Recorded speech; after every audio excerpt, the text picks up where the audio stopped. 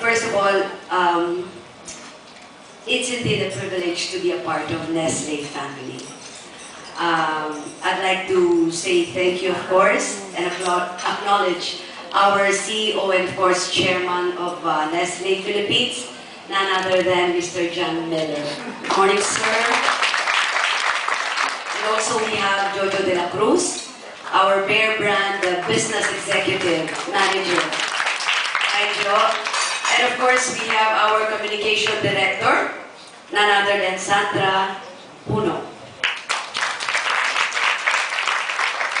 And we also have Dr. Mario Capanzana, FNRI DOST Director. Magandang umaga po. At ang nagbigay po ng presentation kanina, ipinaliwanag po sa ating lahat ng detalye kung ano ang micronutrient deficiency. Walang iba kundi po si Dr. Imelda Agdepa, FNRI DOST. Thank you very much. And friends from the media, again, a pleasant good morning.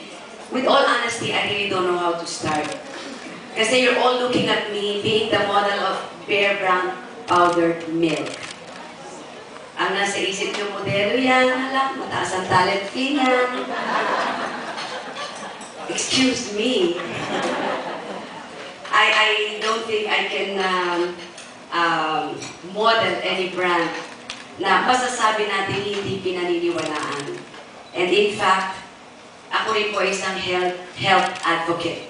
So, I am the mother of my 3 boys. Of course, my eldest son, Lucky. Next is Ryan, 4th year high school. And my youngest is Senator Ralph Recto. So, alam niyo po ang intensyon ng nanay and mother of the province of Batangas. Alam po natin, karamihan dito, nagtanong si Atom, sino ba ang mga nanay? Parang konti lang nagtaas ng kamay. Ako po ay number 1 nanay, bago ang lahat. Sino po ba mga nanay dito? Pwede mo nanay, mommy, mother, mama. Okay. So, as a mother, alam niyo pong lahat ang ating responsibilidad. Tama po ba? Ako po ay pinalaki rin po ng aking mama at ang akin pong 4 girls in a row and boy. Lumaki rin po ako sa totoo lang na umiinom po ng gatas. Dahil baon ko po yan sa school, pandesal at gatas. Hindi masyado ang pera. Pero ang laging pinapabango sa akin ng mama ko ay pandesal at gatas. Kaya if you notice, actually mga kapatid ko po'y matataas. Ako lang po naiwan ng konti. Kasi po, as early as 9 years old, I started working already in show business. Medyo yung puyat, yun ang medyo nagpahirap sa akin pagdating po sa height ang pag-uusapan. But you know what? Just to show you gano'ng ka-importante po ang food intake ng isang bata, o let's say a formative age kid. Importante po yan para maging produktibo paglaki. At my sister is here, ate. I'd like to, my sister, our eldest is here. Look, she's tall. And then the girl next to me, Marites, she's also tall. And of course, our youngest girl, my sister Winnie, she's kinda short also. Kasi nag-showbiz din. Pero na-overwork kami.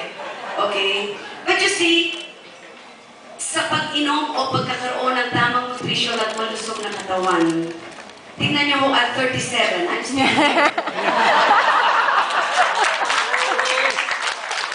and still active. Okay, now, ina ng lalawigan ng Batangas. Alam mo po ang kahalagahan ng tinatawag nilang pagpapainom ng tama o pagbibigay ng tamang nutrisyon sa mga bata. Alam ko po, dahil meron po akong nutrition program sa Batangas.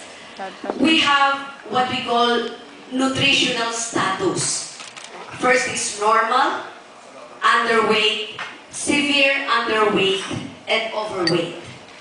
So, if we will talk about sa ating mga malnourished o severe malnourished na mga kabataan, alam ko po, dahil may programa po akong ito sa Batangas. Alam ko po yung mga bata na underweight at severe underweight o malnourished, alam ko kung bakit hindi sila lumalaki na produktibo, hindi malusog, hindi active sa school, mabilis mapagod. Alam ko po dahil ako po mismo bilang governor ng Batangas ay nakikita ko po ito. That's why we have a pilot program sa Batangas. Pilot po sa 10 bayan sa Batangas, ang binibigyan po namin ng nutritional program. So we're taking good care of our malnourished, civil malnourished students sa amin pong mga public schools. Kaya ang pagiging modelo po ng Bear Brand o Bear Brand powdered milk at yung amin po ngayon na gustong ibahagi sa inyo yung tinatawag nating micronutrient deficiency, totoo po yun. I personally believe, not because a child is fat, akala natin cute siya, pero sa totoo lang po, hindi siya healthy. Kasi ang importante, o maybe isang bata naman na payat, na akala natin ay sickly, akala natin ay hindi na po malusog, mali rin po yun. So, nasa tamang pagtingin sa totoong nutrisyon na meron ng isang bata para masabi natin siya po ay isang malusog. Kaya po, sa atin pong ibinibigay na team ngayon o ginagamit po natin na information and how we can educate our people, most especially our mothers, ito yung tinatawag nating micronutrient deficiency. Ano ba ito? Ito yung mga importanteng nutrisyon na dapat ay meron ng isang, most especially formative age children. Ito ho ang magbibigay sa kanila for them to grow old, productive, healthy, intelligent, at masasabi natin may pakinabang sa kanyang kinabukasan.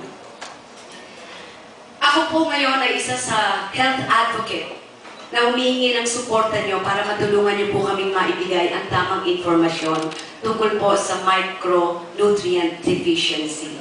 Ito po ay ang kailangan ng isang bata na tinatawag po nating zinc, iron, and vitamin C.